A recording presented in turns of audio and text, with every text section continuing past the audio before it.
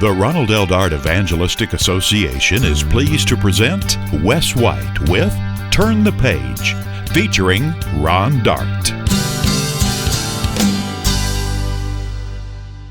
Contrary to popular opinion, Jesus did not create a new religion 2,000 years ago. The things that Jesus taught were actually a progression of a very old religion. Now, this statement offends many, and we're not done. There's more. Let's ask some questions. In order to be a Christian, exactly what is it that you need to know? What do you need to do? What do you need to be? And exactly what is it that you need to practice? Further, if I'm a Christian, what is my relationship with the law? How should I view the Old Testament or even the prophets? All of us are probably in agreement that true religion is a way of life. It's also a relationship that defines who you are, who your God is, and how you relate to Him. If all of this has piqued your curiosity, then why don't you join us now as we turn the page back to 1993 and a sermon entitled Basic Christianity.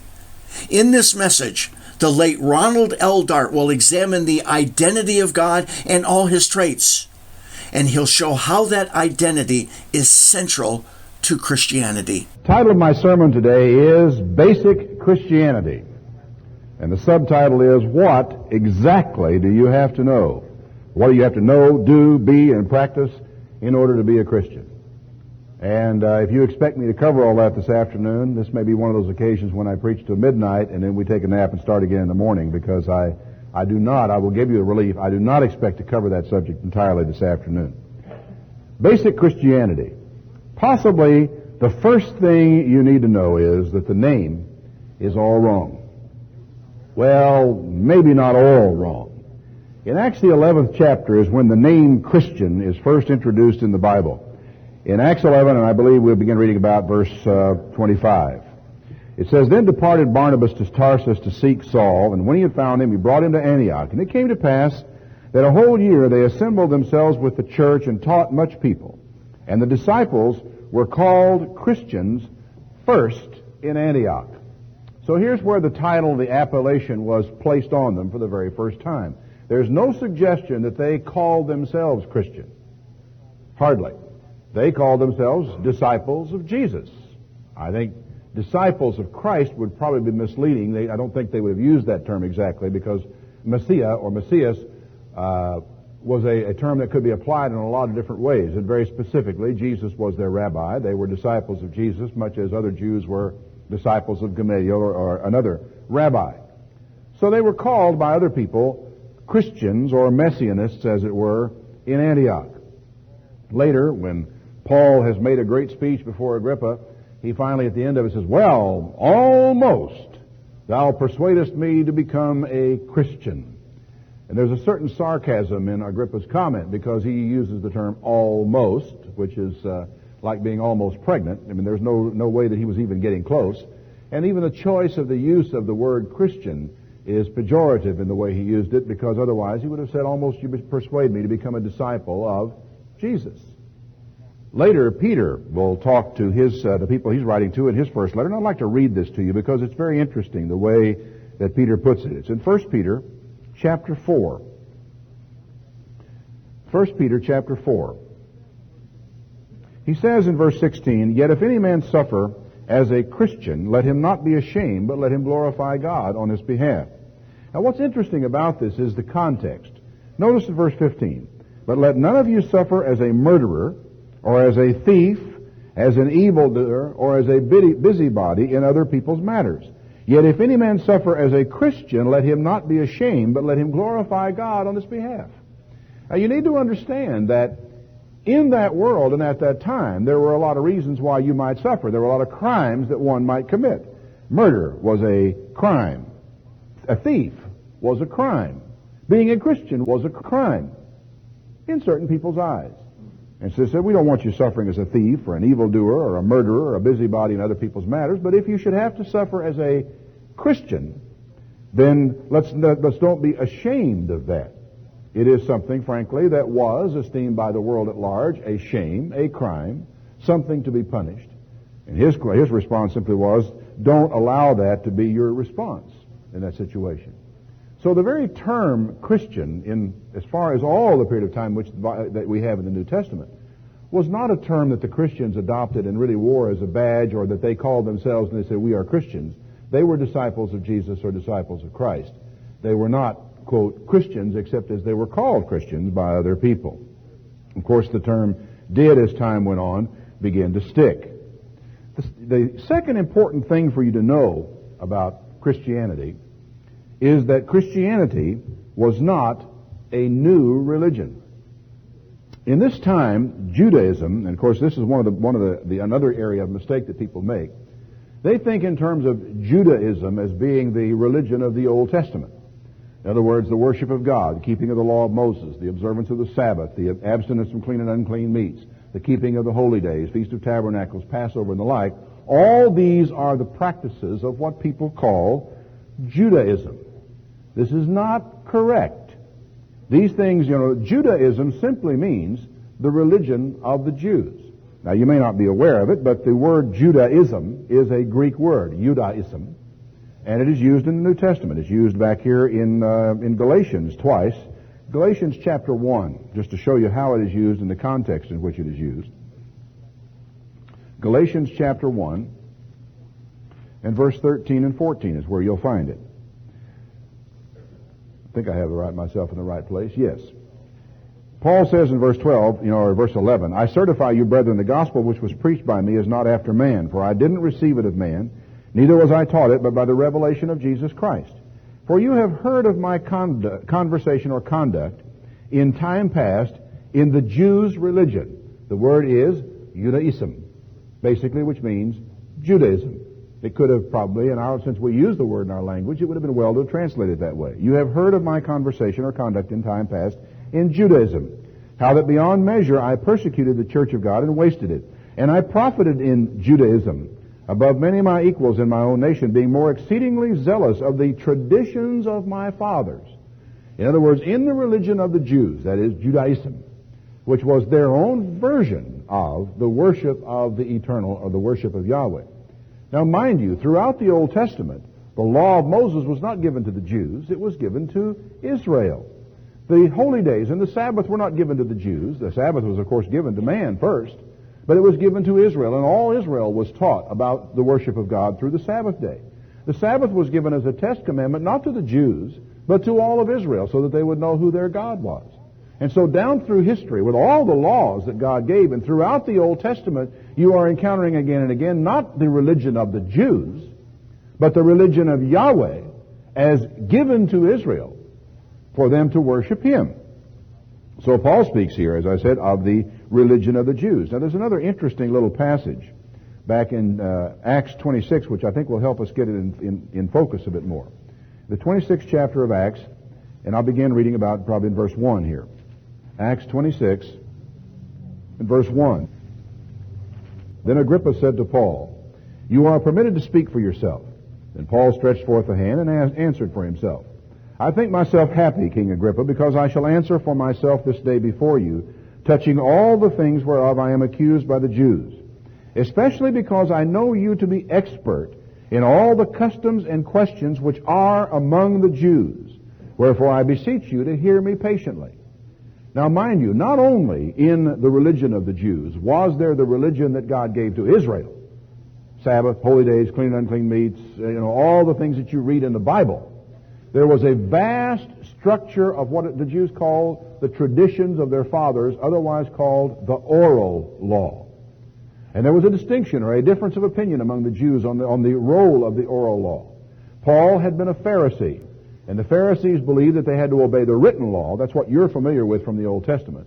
And the oral law, which was the traditions of their fathers, who were, by and large, the Jewish rabbis who had created a structure for Judaism. And so Paul was very diligent in this particular religion, and he acknowledges the fact that this gentleman was knowledgeable of it. My manner of life from my youth, which was at the first among my own nation, at Jerusalem, know all the Jews. They all know this, who knew me from the beginning, if they would testify, that after the most strict sect of our religion, I lived a Pharisee, and I now stand and am judged for the hope of the promise made of God to the fathers. Now here in the book of Acts we have a word that is used commonly in the newspapers today in our country, the word sect. What does it mean? Well, the Pharisees were a sect. Essentially what it means is a division, a group of people or a body of men who are following their own tenets. They have kind of separated themselves from others on this basis. What is interesting about this word is that the Greek word, which is translated sect, is the word heresis, from which we get the word heresy. Heresy. Now, everybody knows what a heretic is. Heretics are those things that they burned at the stake back in the Spanish Inquisition. Heretics were people who began to come up with false doctrine. Well, in the Greek language, heresy means essentially, the basic root meaning of the word is the act of taking or capture, as in the storming of a city.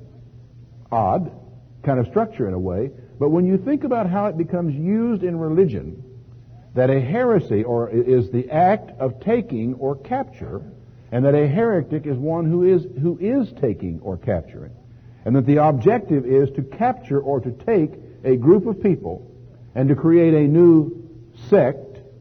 The rude word for it would be heresy, but a group of people following a particularly narrow set of tenets. This is what you have in Judaism, is a sect of people who are separated out from or taken or captured, as it were, by a set of doctrines, who are themselves the ones who practice the heresy of Judaism. Now, it's interesting to realize that in this first century, neither Paul, nor Peter, nor James, nor any of them had any idea that they were starting a new religion. Not at all. They recognized that the Sadducees were a sect, a heresy, if you will. They recognized that the Pharisees were a sect. They recognized that the Essenes down over toward the Dead Sea were a sect. The Qumran community was a sect, and we're beginning to learn some things about that we did not know before. All these were sects.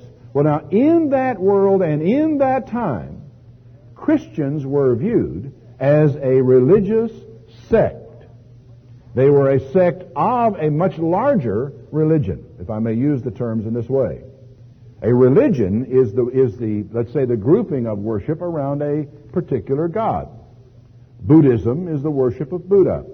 Shintoism is a certain brand of religion oriented around these things. There are Oriental religions that are oriented around different gods.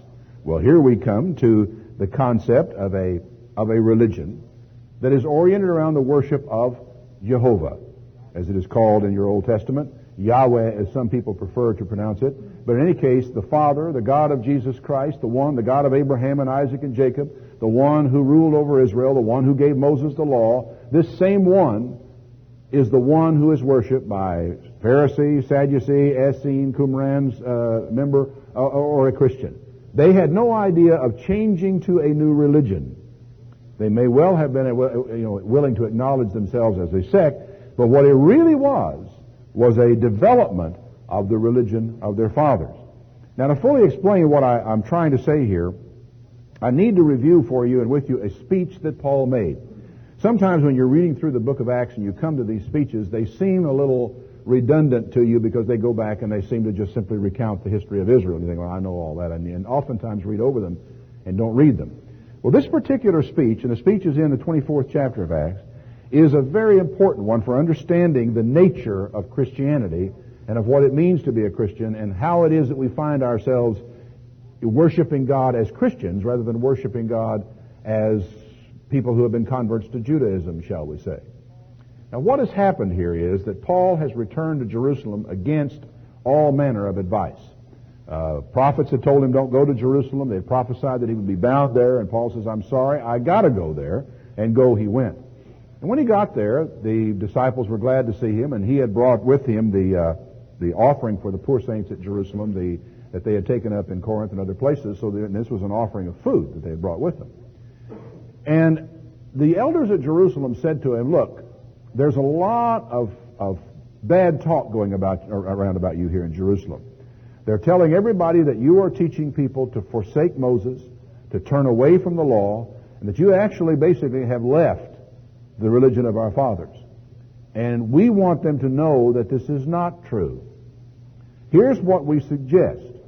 We have two men here who have a vow, and they're going to be purifying themselves in the temple. We would like to suggest that you be at charges with them, and that you go up and, along with them, purify yourself in the temple, and everybody will then see that what they've heard about you is untrue, that you still honor the law and honor Moses, you're obedient to the law. And Paul said, yes. Which, frankly, if you accepted the traditional idea of what Paul taught, believed, and so forth, you should be absolutely astonished that he would even be willing to go near the temple. Based upon what many people, most theologians out there tell you about Paul, that he would have gone to the temple as anything other than a tourist, or perhaps to pray, or just to look around. Because Paul would, they would have said Paul didn't need the temple. The idea that Paul would actually go up there and involve himself with purification rites would blow the mind of many Christians. But that's precisely what Paul was in the temple doing with two men. Now, there was so much enmity and so much hatred toward Paul in Jerusalem, and so many stories flying back and forth across him, that when they saw him in the temple and knew that he had been there and two men were with him, they assumed that he had taken two Gentiles with him into the temple, because that was commensurate with the rumors that were going around about Paul, that he was a Gentile lover and that he'd forsaken God's law. And so they presumed that him being in the temple was an act of blasphemy. They arrested him. They accused him. And there's a great deal of back and forth prior to this, leading up to the speech that he makes here, that you may want to study at your leisure. I won't take the time to do it today. I tell you all that simply to bring you up to the place to help you understand where he is. He was arrested because he was in the temple obeying the law of God. And some assumptions were made about what Paul was doing that were totally false, that led to his arrest. Chapter 24 now in verse 1. After 5 days, Ananias the high priest descended with the elders and a certain orator named Tertullus, who informed the governor against Paul. And when he was called forth, Tertullus began to accuse him, saying, seeing that by you we enjoy quietness, and the very worthy deeds are done unto this nation by your providence, we accept it always and in all places, most noble Felix, with all thanksgiving. This is the oil. Here's where he's really beginning to stroke Felix. Notwithstanding that I be further tedious to you, I pray that you would hear us of your clemency a few words. For we have found this man a pestilent fellow, a mover of sedition among Jews throughout the world, and a ringleader of the sect of the Nazarenes. Now this is interesting. We are talking now not about a totally different religion. Tertullus does not even call it that. He calls it a sect of the Nazarenes. The sect of the Nazarenes was a sect of the Jews that taught certain things that Tertullus and his ilk hated and despised. The Greek word for sect here is heresy. He is a ringleader of the heresy or the sect or group of the Nazarenes. He has gone about to profane the temple, whom we took, and we would have judged him according to the law. But the chief captain Lysias came upon us, and with great violence took him away out of our hands, commanding his accusers to come to you, by examining of whom you yourself may take knowledge of all these things whereof we accuse him. And the Jews also assented, saying that these things were so. Then Paul, after the governor had gestured to him to speak, answered, For as much as I know that you have been of many years a judge to this nation, I do the more cheerfully answer for myself. Because that you may understand that there are yet but 12 days since I went up to Jerusalem to worship. This is something that just happened now. I went up to Jerusalem to worship. And they did not find me in the temple arguing with anyone. They did not find me raising up the people, neither in the synagogues or in the city. Neither can they prove the things whereof they now accuse you. But I will confess to you this, that after the way which they call heresy, or a sect, so worship I the God of my fathers, believing all things which are written in the law and the prophets. Now, you ought to underline or mark that scripture in your Bible so you can come back to it, because it is one of the most profound statements, one of the most revealing statements that Paul makes, having to do with just exactly what is a Christian. What does it come from? What is a Christian not? What is the relationship of Christianity to Judaism? What is just exactly, I asked the question initially, basic Christianity, what do you have to be, do, or so forth in order to be a Christian? This scripture is important. I confess to you that after the way, it was a way of living your life, which they call heresy, and then he tells you what he does. I worship the God of my fathers. He was an Israelite. His fathers were Israelites. I am not worshiping another God. There is no new God involved in this. It's the same God, the same old God that all of us worship. And I believe all things which are written in the law and the prophets. There was no rejection of the Old Testament. There was no casting aside of the law, no turning your back on the prophets or the writings. Paul here makes absolute confession that he observed a way of life that worshiped the God of his fathers, the same God the Jews worshiped, and that believed every word that was written in the law and the prophets. Now, you will find people who identify themselves as Christians who will tell you, well, the Old Testament was not done away, but it was like a road map that you used to get yourself from Texas to California. And when you get to California, you don't need the road map anymore. Or words to that effect. Of course, there are some who will simply tell you the whole thing was just all done away, and they never read it at all. Whereas here's Paul, a man which I think anybody who calls himself even a Christian would love to sit down and talk and ask questions and get answers. This man says, I believe everything that was written in the law and the prophets.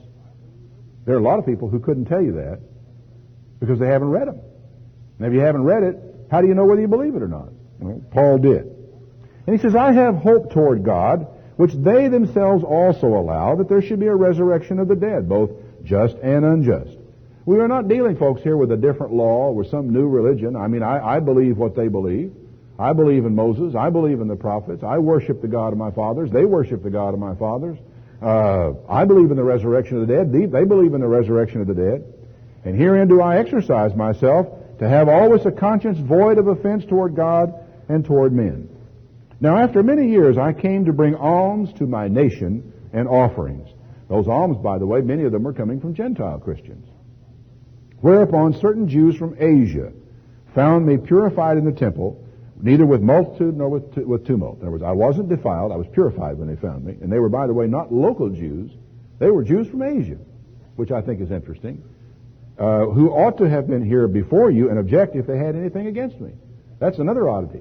The people who had arrested him, who had caught him and found him and made the accusation, weren't even here. It disappeared somewhere. Or else let these same here say, if they have found any evil doing in me while I stood before the council. Except it be for this one voice, I cried standing among them, touching the resurrection of the dead, I am called in question before you this day. Now that's what saved his life. Because when he was in the council, they were ready to take his life. And Paul spoke up and said he believed in the resurrection of the dead, and it was because of that he'd been called into question here. And since the Pharisees believed in the resurrection and the Sadducees did not, all of a sudden the council was split, and it made it possible for Paul to actually make it to this day. Now when Felix heard these things, having more perfect knowledge of that way, he deferred them and said, when Lysias the chief captain shall come down, I'll know the uttermost of the matter. And he commanded a centurion to keep Paul and let him have liberty, and that he should forbid none of his acquaintance to come and minister to him. So here is Paul, who takes the time to explain to this gentleman the origins of his religion, and there is nothing whatsoever in here that even suggests that he's dealing with a new religion as such. Christianity, then, was perceived as a sect of the same religion of which Judaism was a sect. In other words, the worship of Yahweh. Christians were disciples of Jesus, who was not only the Messiah, but he was also their rabbi, who taught them about the Father, who was not a new God, but the God of their fathers. So it may be, while it may be saying too much to say that Christian is all wrong, it may be misleading to call ourselves Christian if in the process of doing so that implies in the minds of people a new religion. And this is where, when I started out saying, first thing you to understand is the name is all wrong. Because the truth is, in the ears, in the minds of most people of the world at large, Christian or Christianity is a new and totally different religion from Judaism. But you see, Judaism is just a sect. It's different from that, all right. But Christianity involves the worship of the same God. Think about this for a moment. The identity of a religion is based on the identity of its God. Fair enough? The identity of a religion is based upon the identity of its God. Okay. Who is our God? Well, in Old Testament terms, it's the one whose name is written in the Old Testament as YHVH, transliterated English, or Yahweh, or perhaps Jehovah, which many of us find more comfortable. That's the name. Is that our God? Yeah. Is that the God of Jesus? Yeah. Is that the God of the Pharisees? Yes. God of the Sadducees? Yes. Qumran community? Yes. So all of them are a part of, in a sense, the same religion, but with different emphasis or identity within that religion. That identity, by the way, is not limited to a name. Turn back to Exodus, if you would, to clarify this particular little point. Because there are some people who feel that if you're going to know who God is, you have to know His name, you have to know what His name is. Not only that, you've got to pronounce it properly. And so the question of whether it is Yahweh, Yahweh, Yahweh, or Yahweh, or Jehovah, or Yehovah, or I don't know how many other variations there are on it, but there must be some more than that, because there seems to be no limit to the ways in which people can divide over things. The statement I made is the identity of God is not confined or limited to a name. In Exodus the 6th chapter in verse 2, and God spoke unto Moses and said to him, I am Jehovah. I appeared to Abraham and Isaac and to Jacob by the name of El Shaddai. But by my name Jehovah was I not known to them. All right. In other words, the identity of God. I mean, what is it that makes you you? What is it that gives you your identity? Is it your name? Well, my goodness, I could call you by any other name under the sun. Some people probably do call you by different names. But that doesn't mean that your identity has somehow changed. Your identity is in your character. It's, for us as human beings, it's our face, it's our voice, the voice timbre, the voice quality, the way we frame sentences, the way we talk to people, the way we interact with people, the way we respond to people, whether we have a temper, whether we're mild-mannered, whether we're easygoing, whether we're likable. All these things go to make up our identity. Our name, that's just something to quickly distinguish us from other people around us. Abraham knew God, didn't he? Has there been a man on the face of the planet, other than Jesus himself, who knew God better than Abraham knew God? But Abraham did not know God by any name except El Shaddai, the Almighty. It's the only thing he had to go on. The only way he could address him. The only way he could talk to him in prayer. He could not address him as Jehovah or Yahweh or anything of the sort because he never knew those names. Okay? You do not have to know His name to know Him. You do not have to know His name to enter into a covenant with Him. But you do have to know who He is, what He stands for, what He is doing, how you relate to Him, and more. The identity of Jehovah is expressed in His acts, His law, His attitudes, His plan, His nature, His covenants, and in some measure, in His name. In other words, the identity of God is known in the things He did. How did He handle the kings of Kedorlaomer and all the rest of them when they came down there? How did He deal with Sodom and Gomorrah? That is an act of God by which you know something about Him and about His identity. How did He deal with certain people at times? How did He deal with Israel? How did He respond to their rebellion? How did He respond to their neglect of the faith? God's identity is known in very large measure by His law, as He reveals to us the difference between right and wrong and the standards of conduct He expects to us. His attitudes toward people, that He is slow to anger, of great mercy, that He is patient and kind, and yet that He will punish for sin. His plan, what is He doing? What's all this about? Where is He going with it? These things are all a part of the identity of God. The Bible oftentimes also speaks of the divine nature, and there are things in His law and the events and people's interactions with Him that tell us a bit about His nature. And of course, His covenants, very important and critical in understanding the nature or who God is. All of this is revealed over time. The Bible is the collected testimony of people who received the revelations of these things, Old Testament and New Testament. Jesus Christ is the last major revelation of God to appear on this planet. And the New Testament is the testimony of those people who received that revelation.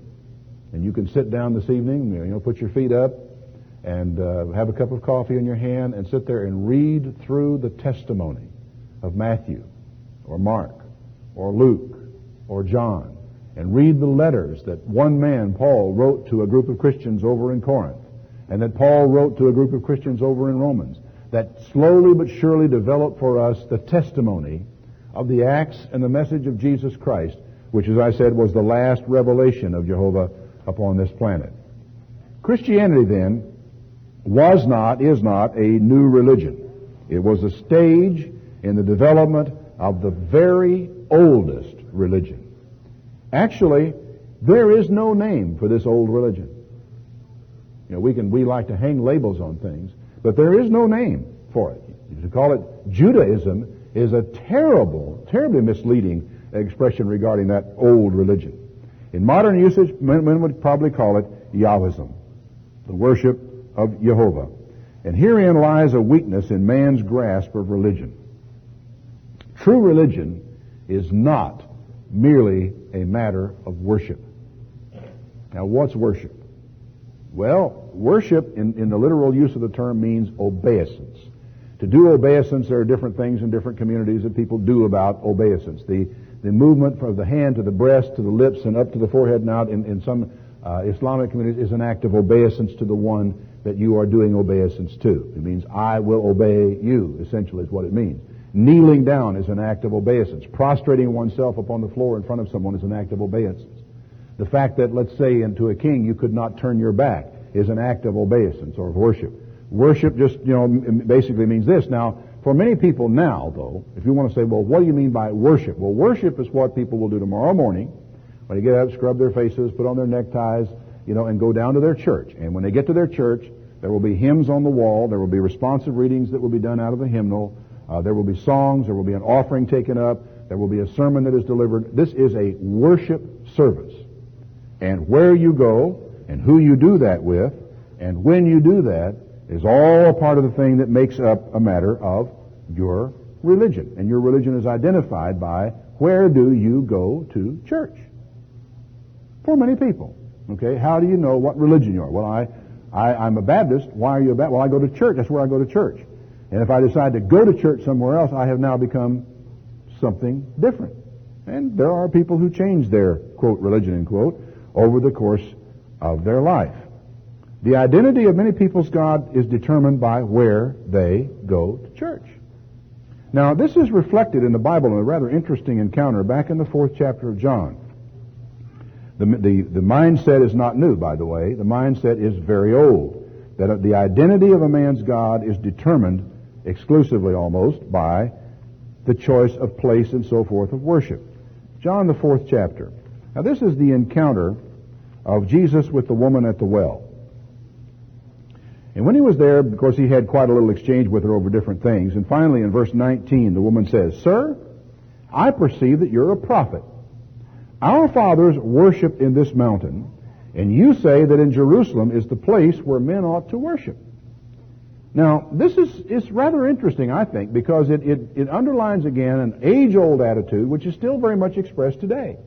That if I go to a Nazarene church tomorrow morning, I have expressed my place of worship, and I have said, this is the place I ought to be. This is where to worship God. If I, on the other hand, go to an Assembly of God church tomorrow morning, I say that this is the place where we ought to worship. And I say to the Nazarene, I say, now you say that you should go to the Nazarene church. I say that we should go to the Assembly of God church. And he says we should go to the Baptist church. And this person says we should go to the Catholic church. And thereby we identify ourselves with where we go. This woman raises the same old question. She says, you say that we have to worship in Jerusalem. Our fathers say we have to worship in this mountain. So even the identity of our God is bound up in where we go to worship Him. Not merely in worship, but where and with whom, and to some extent perhaps even the form in which that worship takes place. Well, Jesus listened to what she said, and he said, "Woman, believe me, the hour comes when you shall neither in this mountain nor yet at Jerusalem worship the Father. You worship, you know not what. We know what we worship, for salvation is of the Jews. But the hour coming and now is when the true worshipers shall worship the Father in spirit and in truth. For the Father seeketh such to worship him. God is a spirit, and they that worship him must worship him in spirit and in truth." The woman said to him, "I know that Messiah comes, who is called Christ, and when he is come, he will tell us all things." Jesus said, "I that speak to you am he." True religion is considerably more than this matter of worship. Now, I'm even stepping aside for the moment the question of the place of worship. True religion is more than worship. And I will even go so far as to say it is more than mere worship, as you and I are prone to use the term worship. True religion is a way of life. It is also a relationship that defines who you are, who your God is, and how specifically you relate to him. The biblical term for this, folks, is the word covenant. Covenant. How do we relate to God? That relationship that found fulfillment in Christ has its roots in the covenant that God made with Abraham. Now, if you'll turn back to the book of Romans, the 2nd chapter, I want to outline for you a little bit of the way Paul developed this theme in writing to the Romans, because it's very important in understanding what Christianity is not. It's also important to understanding what it is, and laying a foundation for what I'm talking about in this sermon being basic Christianity. In Romans, the 2nd chapter, and I'll begin reading in verse 17. Paul says, "Behold, you are called a Jew, and you rest in the law, and you make your boast of God, and you know his will, and you approve the things that are more excellent, being instructed out of the law, and you are confident that you yourself are a guide to the blind, a light to those who are in darkness, an instructor of the foolish, a teacher of babes, that have the form of knowledge and of the truth in the law." Okay? This is who you think you are. This is your religion. This is the way your religion works out. You make your boast of God, that you know his will, that you approve the things that are excellent, and the reason you do it is because you are instructed out of the law. So you've got your religion all worked out in your own mind. He then says, "You then that teach another, do you teach not yourself? You that preach that a man should not steal, do you steal? You that say a man should not commit adultery, do you commit adultery? Oh, you hate idols, do you commit sacrilege? You that make your boast of the law through breaking the law, do you dishonor God?" Now, Paul is here coming home to one of the most fundamental, basic things that Jesus had to say to his disciples. He said, "Why do you call me Lord, Lord, and don't do the things that I say?" He says, "Let me give you a parable of two men. One man that built his house on a rock, and the other man that built it on the sand. The man that built his house on the rock is like the man who hears my sayings and does them." You see, the form of worship, the knowledge of the law, the knowledge that in this mountain we are to worship God, the knowledge that I am a part of an organization or a group of people, or I belong here or I belong there.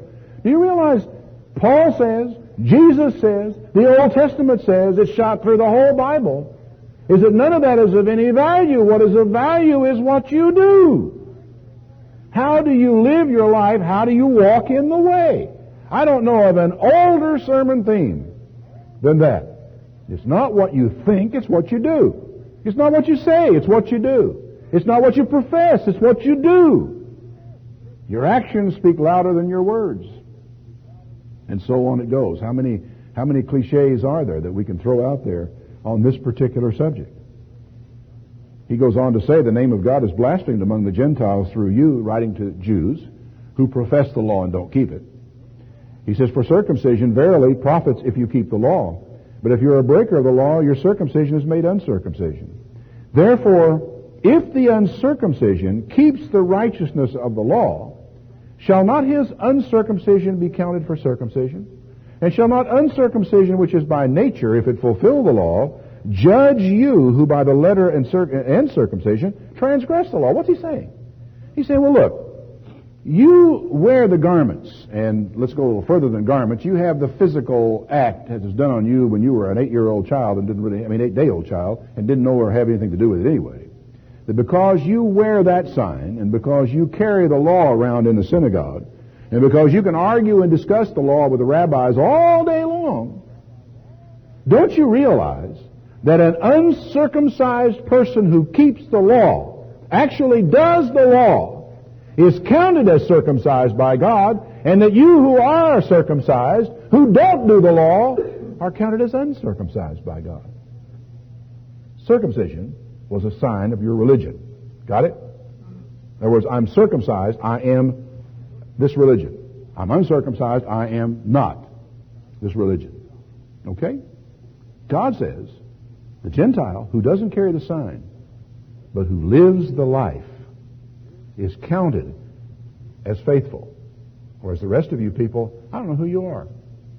All the outward signs, the circumcision, the clothes, the garb, the name carrying, the going to this church or that church, or worshiping in that mountain or the other mountain, means absolutely nothing, because you don't do the things. He is not a Jew who is one outwardly, neither is that circumcision which is outward in the flesh. He is a Jew who is one inwardly. And circumcision is that of the heart, in the spirit, and not in the letter, whose praise is not of men, but of God. Now, you know what's really fascinating about this passage, if you think about it for a moment, in the light of what I've said before? Christianity is not a new religion. It is a logical progression and fulfillment of a very old religion. Paul does not write to the Romans and say, come on, all of this stuff about circumcision law, don't you know that that's all out the window? None of it means anything at all. Doesn't say that at all. What he says is, and reinterprets is, that it is what you do about that God that counts.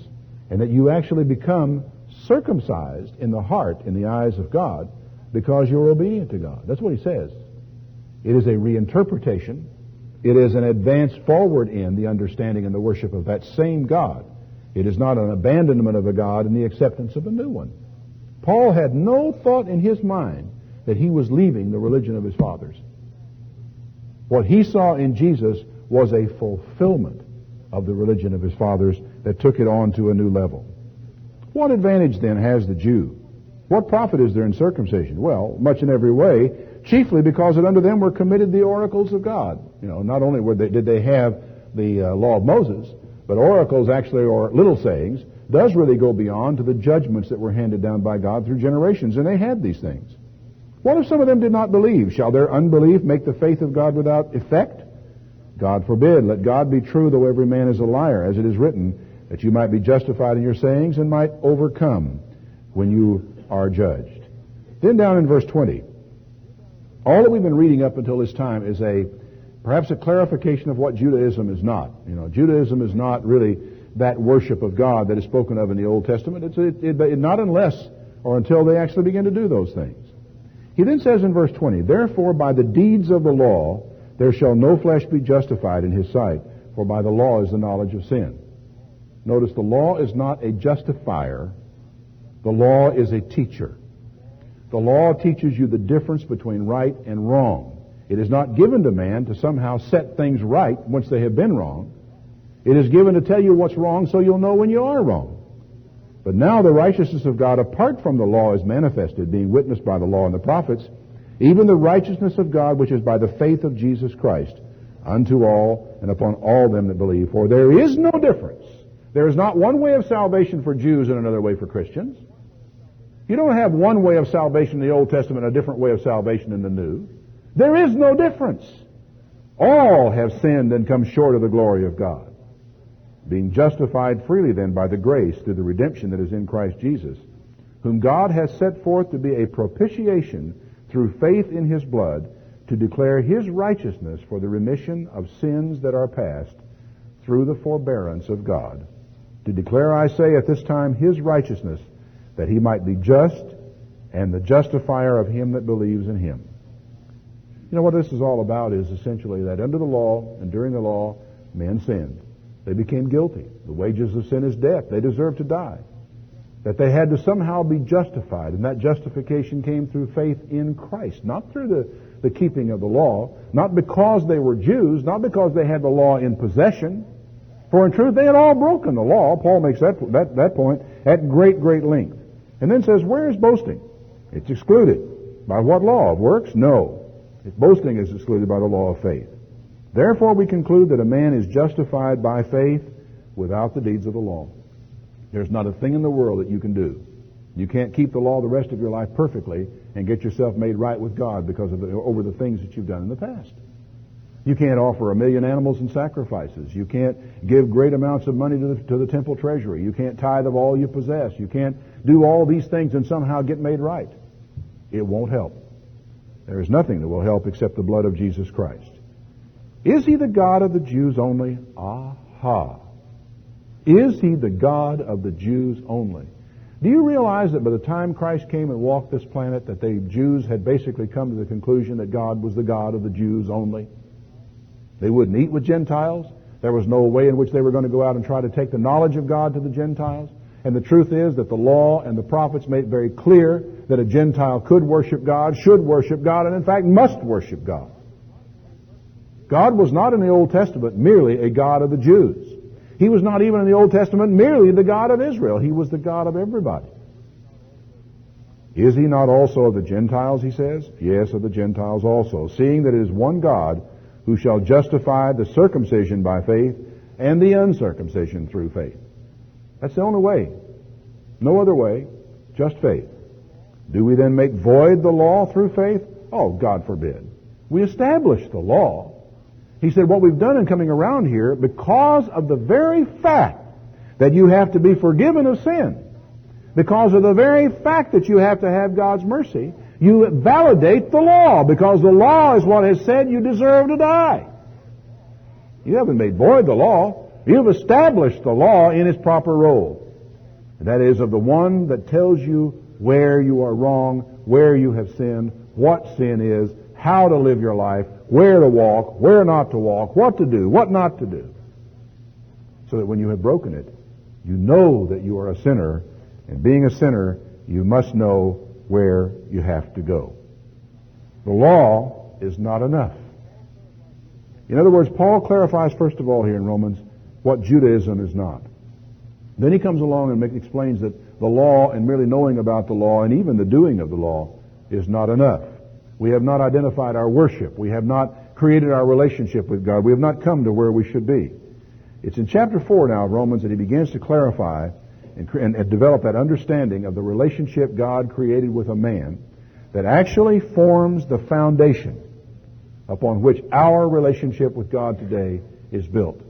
Not very many people really realize this, that the old covenant spoken of in the Bible is not the covenant with Abraham. Actually, the covenant that God made with Israel when Moses was there was, in a sense, a new covenant.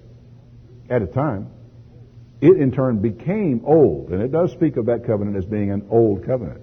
But there was a covenant that was older. And the new covenant is based not on the covenant of Moses and Israel.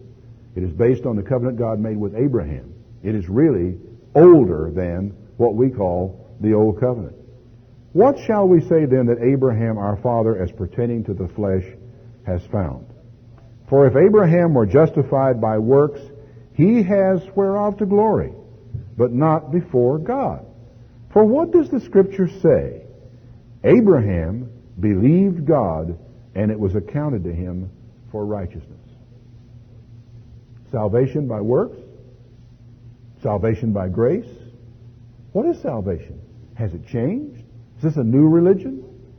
Do you realize the Apostle Paul goes at great lengths to try to explain to people that Abraham was justified before the same God in precisely the way that you and I are justified before the same God. Nothing changed. It was by faith. Abraham was not justified by that. He believed God, and it was counted to him for righteousness. Now to him that works, the reward is not reckoned of grace, but of debt. In other words, if you work for something, if you actually can go through certain ceremonies and so forth, then God owes you salvation. But He doesn't. To him that works not, but believes on Him that justifies the ungodly, his faith is counted for righteousness. Even as David also describes the blessedness of the man unto whom God imputes righteousness apart from works, saying, Blessed are they whose iniquities are forgiven and whose sins are covered. Sin's the transgression of the law. Your works, this apart from works is rather interesting, because the truth is that every man who has ever walked the planet, when we total up his works, is a guilty, dirty, rotten sinner. Blessed are they whose iniquities are forgiven, whose sins are covered. Blessed is the man to whom the Lord will not impute sin. Now, does this blessedness come upon the circumcision only? There's the question. There's the question. Does this only come upon the circumcision, or upon the uncircumcision? Or in modern parlance, upon the Jews, or upon the non-Jews? For we say that faith was reckoned to Abraham for righteousness. Now, when was it reckoned? When he was circumcised or uncircumcised? This is the real shocker for Paul's readers among the Jews. It must have been when he reminded them, saying, look, folks, Abraham was justified by faith when he was not circumcised. This is a huge issue among these people. For they seem to want to insist upon the attitude that our religion is Judaism. It is the religion of the Jews, and God is the God of the Jews, and you have to be circumcised and keep the law of Moses, or you cannot be saved. And Paul says, let's think about this a moment. How was Abraham justified? He believed God, and it was accounted to him for righteousness. Had he been circumcised? No. Circumcision came afterward, he says. He received the sign of circumcision as a seal of the righteousness of the faith he had when he was uncircumcised. So why in the world should we try to argue with the Gentiles that they have to go be a part of Judaism, when all Judaism is a different sect, just a sect, that's all, of people who worship the true God. And the father of the circumcision, it goes on to say that he might be the father of them that believe, though they are not circumcised, that righteousness might be imputed unto them also. What a marvelous thing. All the way down to the 20th century, Abraham is the father of those that believe, irregardless of whether they are Jews or not. He is also the father of the circumcision to them who are not of the circumcision only, but who walk in the steps of that faith of our father Abraham, which he had still being uncircumcised. For the promise that he should be the heir of the world was not to Abraham or his seed through the law, but through the righteousness of faith. For if they which are of the law be heirs, faith is made void, and the promise is of no effect. Why? Well, because if the promise depended on your obedience to the law, no one would ever qualify for it. It would be impossible. For when you commit sin, you're disqualified. And it was James who said, John that said, if any man say he has no sin, he's a liar, and the truth is not in him. The law, he says, works wrath. Where there is no law, there is no transgression. Therefore it is of faith that it might be by grace, to the end that the promise might be made sure to all the seed, not only to that which is of the law, but that which is of the faith of Abraham, who is the father of us all. Where there is no law, there is no transgression. Well, then if the law were abolished, there would be no more sin, right? And then if there were no more sin, then nobody becomes guilty. And if nobody becomes guilty, there's no need for a Savior. There's no need for Christ to die. There's no need for baptism to wash away sins, because where there is no law, there is no transgression. As it is written, I have made you a father of many nations, before him whom he believed, even God who quickens the dead and calls those things that be not as though they are. He goes on down talking about Abraham, who was, in verse 19, not weak in faith. He considered not his own body now dead when he was 100 years old, neither the deadness of Sarah's womb. He staggered not at the promise of God through unbelief, but was strong in faith, giving glory to God. And being fully persuaded that what God had promised he was able to perform, and therefore it was imputed to him for righteousness. Now, what is interesting in a sense about this is that he was fully persuaded that what Jehovah had promised, he was fully able to perform, and he thoroughly and completely believed in it. You realize, don't you, that when Jesus came here and spoke about his Father, and when he told you to pray, when you pray, therefore pray, Our Father who art in heaven, he is telling you to pray to the God of Abraham, the God of Isaac, the God of Jacob. It is not a new religion. He did not stagger at this. Now, he goes on to say in verse 23, it was not written for his sake alone that it was imputed to him, but for us also, to whom it shall be imputed, if we believe on him that raised up Jesus our Lord from the dead, who was delivered for our offenses and was raised again for our justification. Now, what I have done today is it's really hardly any more than an opening statement on the subject that I introduced to you to begin with. Basic Christianity. What exactly do you have to know, do, be, practice in order to be a Christian? Well, we made a start. You have to understand that the name may mislead people. That in truth you are a disciple of Jesus, that you are a follower of him who himself was a Jew, who was born and brought up in a religion which people called falsely Judaism. And you need to know that Christianity was not a new religion, but the oldest religion on the face of the earth as it was fulfilled. As for the rest, that will have to wait for another time. Turn the Page is a production of the Ronald L. Dart Evangelistic Association. To contact us or for more information, please visit our website, RLDEA.com.